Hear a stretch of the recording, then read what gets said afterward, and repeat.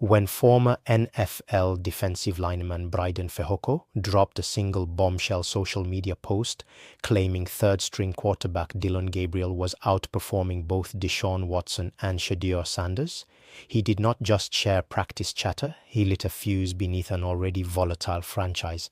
Behind closed doors, role players often root for the unsung underdog, but having a trusted insider claim the starter is getting outplayed immediately threw the front office into the crosshairs.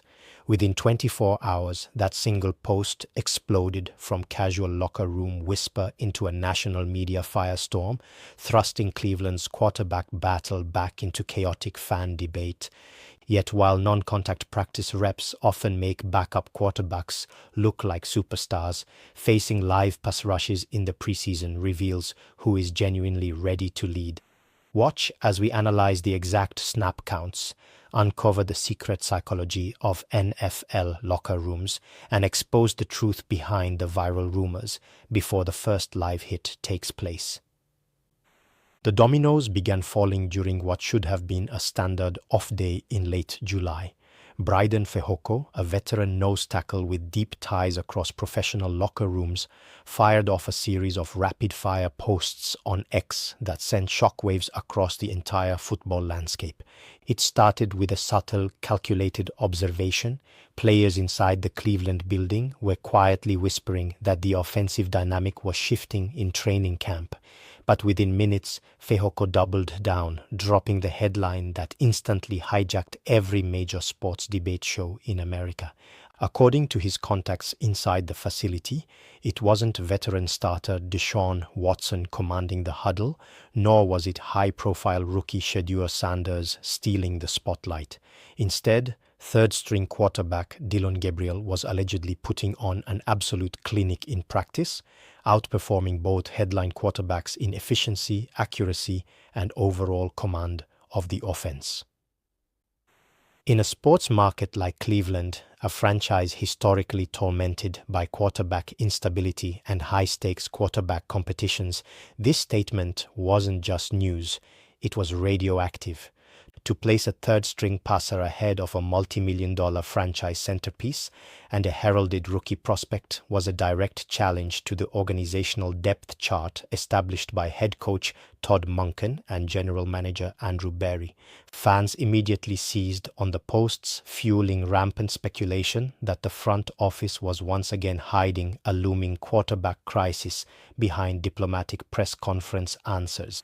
As expected, the pushback from skeptical media members and protective fans was immediate and aggressive. Detractors called out the former defensive lineman for chasing engagement, dismissing the claim as unsubstantiated social media noise designed to stir up outrage during the summer news lull. But Fehoko didn't back down. Hours after his initial post went viral, he returned to the platform with a defiant, ice-cold follow-up statement that escalated the drama to an entirely new level. He wrote directly to his doubters, "If you check my track record, I don't think I've ever been wrong when it comes to my NFL sources." That single follow-up transformed a casual rumor into a credibility war.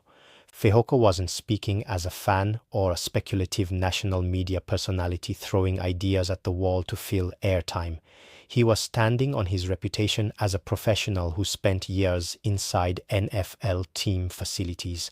In the modern league, locker room leaks rarely travel through official public relations channels. They flow quietly through defensive linemen, practice squad veterans, and tight-knit positional groups who talk off the record long after the media cameras are packed away.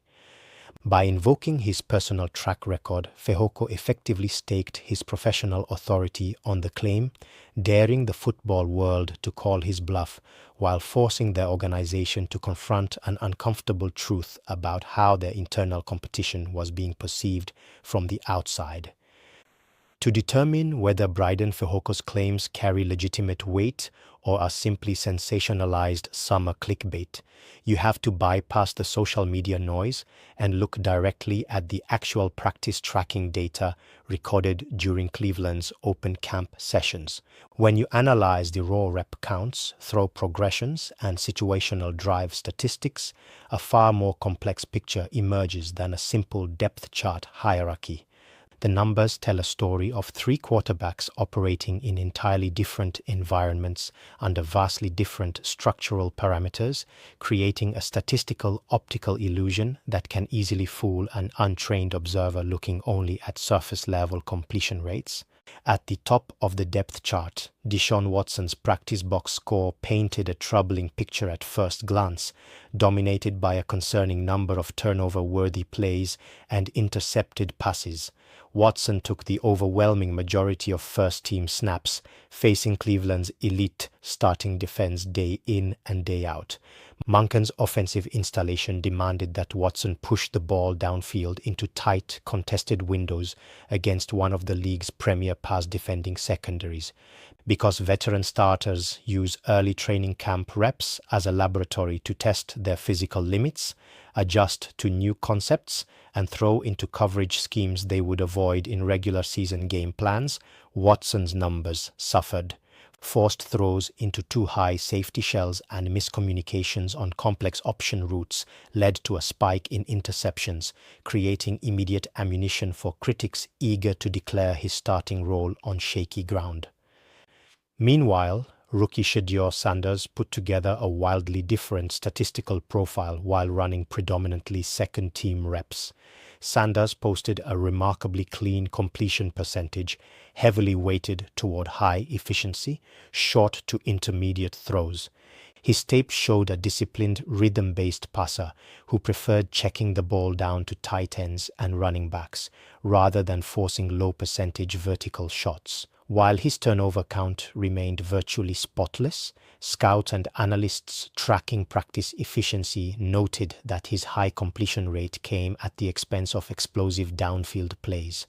Sanders operated with caution, protecting the football and taking the safe play design, which elevated his efficiency metrics on paper while simultaneously limiting the overall vertical aggressiveness of the second unit offense. Then came Dillon Gabriel, whose third-team practice numbers were nothing short of eye-popping.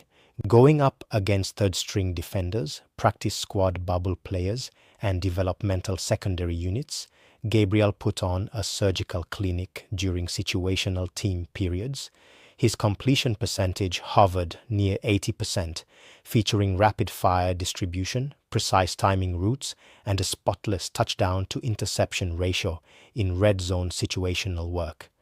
To an outside observer watching practice charts from afar, Gabriel appeared to be operating the scheme with a level of fluidity and precision that neither Watson nor Sanders could match during their respective team periods. However, evaluating these practice statistics without contextualizing the environment in which they occurred ignores the fundamental reality of NFL training camp architecture. The primary reason backup and third-string quarterbacks so often look like world beaters during early August practices comes down to the stark disparity in defensive coverage, shells, pass rush intensity, and structural scheme design across different roster tiers. Third-string defenses routinely run basic, static coverages with minimal disguise, giving a processing-oriented passer like Gabriel clear pre-snap reads and clean throwing lanes. Furthermore, early non-contact practices severely distort a quarterback's perceived performance by eliminating the single most terrifying variable in professional football, a relentless collapsing pass rush. In non-contact jerseys, quarterbacks enjoy a protected bubble where they never feel the visceral panic of a 280-pound edge rusher bearing down on their blind side.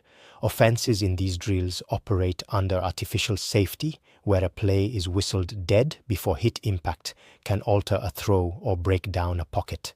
Watson and Sanders were forced to process complex, disguised coverage looks with simulated blitz packages brought by first and second team defenders, whereas Gabriel was slicing through basic soft zone shells against defenders fighting just to make the bottom of the roster.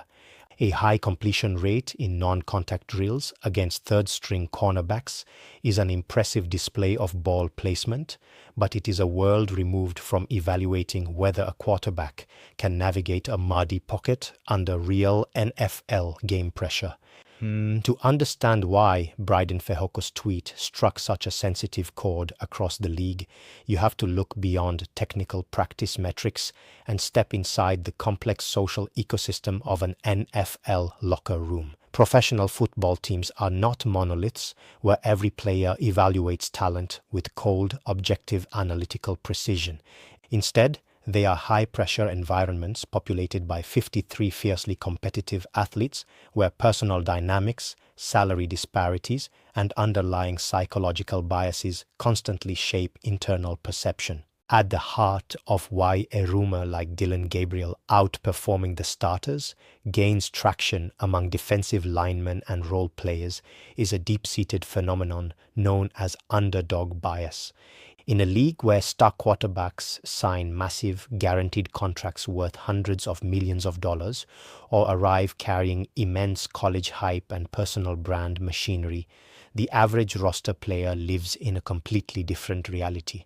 Mid-round picks, special teamers, and rotational linemen fight every single day just to keep their roster spots, operating under the constant threat of being cut or replaced. When an unsung backup like Gabriel quietly shows up, grinds through late afternoon film study, and executes non-contact reps with crisp precision, he instantly becomes a relatable figure for the rest of the roster.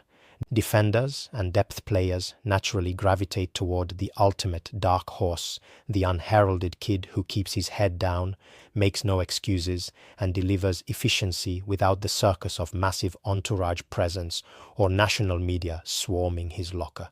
When a backup connects on a rhythm throw in practice, defensive teammates love to celebrate the surprise, subconsciously rooting for the guy who embodies their own daily struggle against the organizational establishment.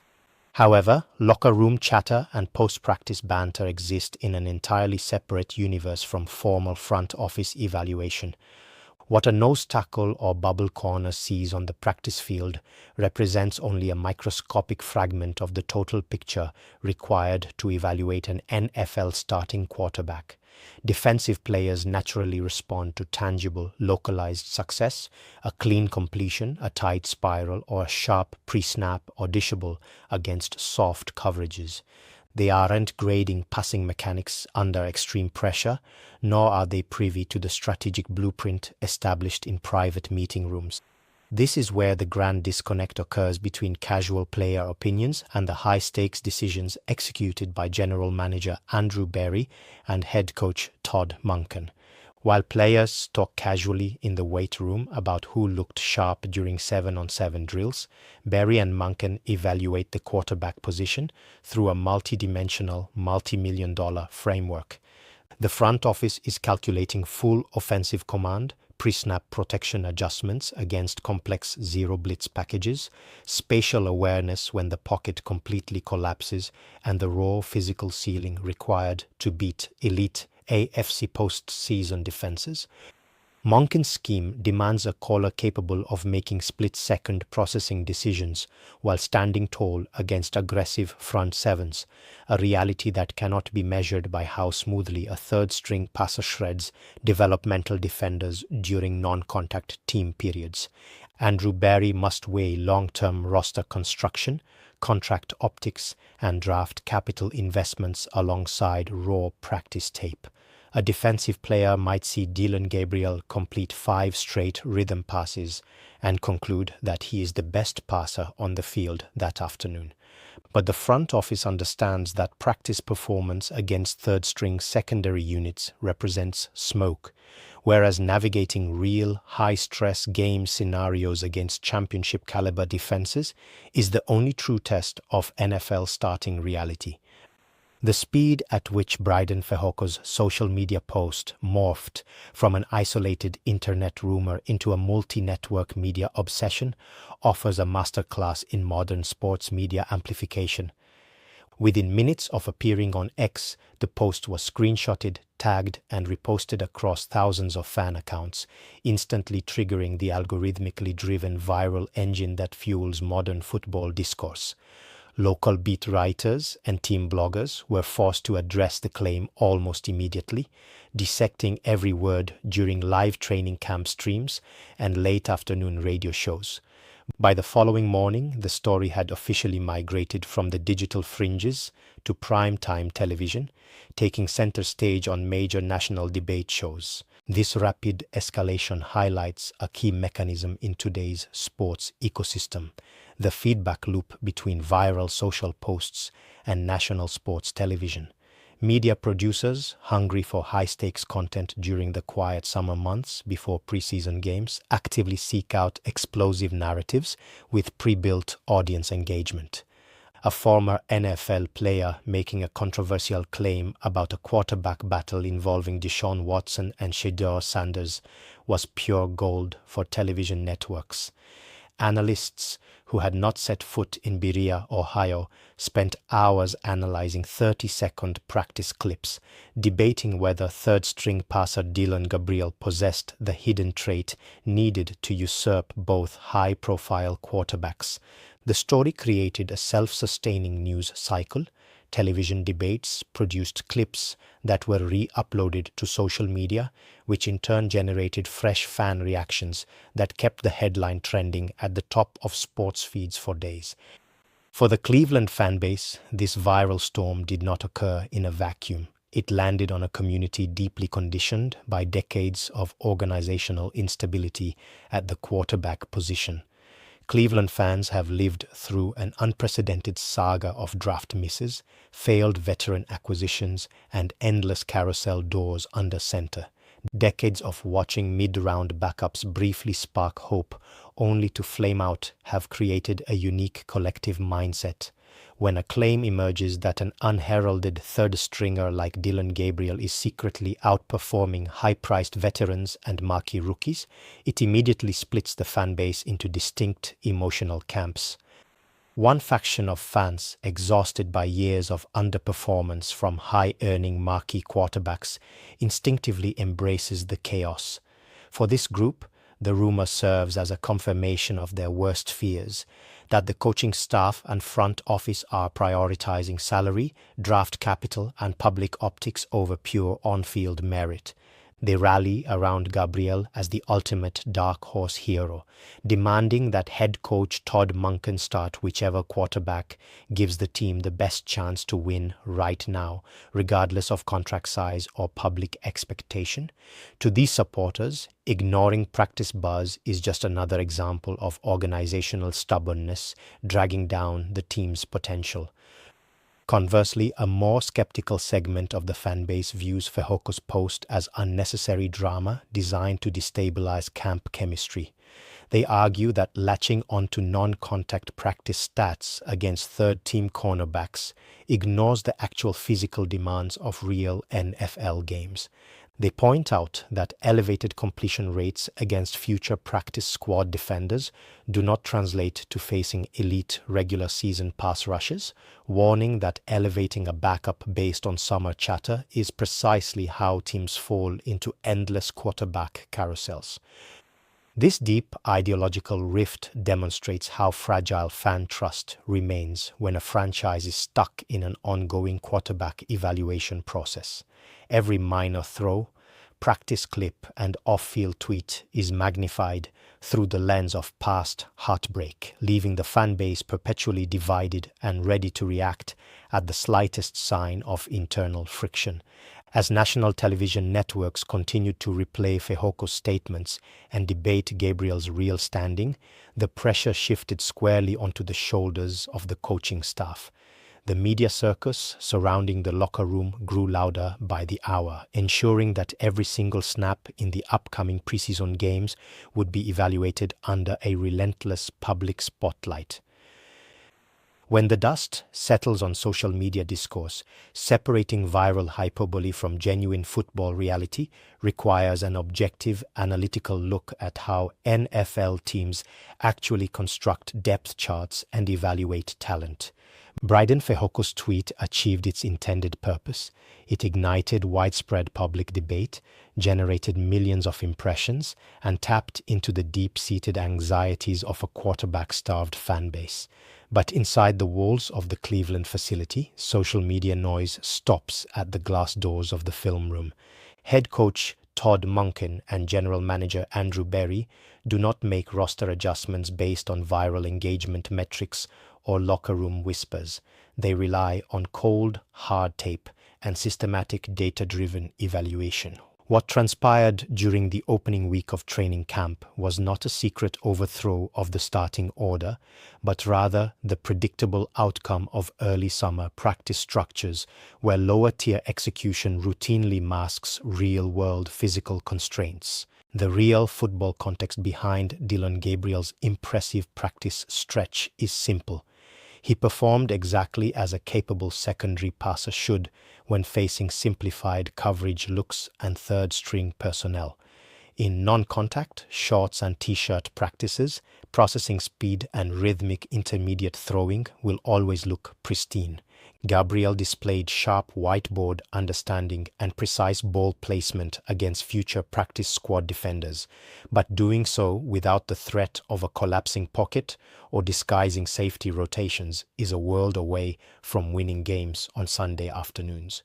Meanwhile, Deshaun Watson and Shedeur Sanders were intentionally pushed to their limits by the coaching staff, taking on complex install packages against starting caliber defensive fronts that forced high-risk throws and created chaotic pockets.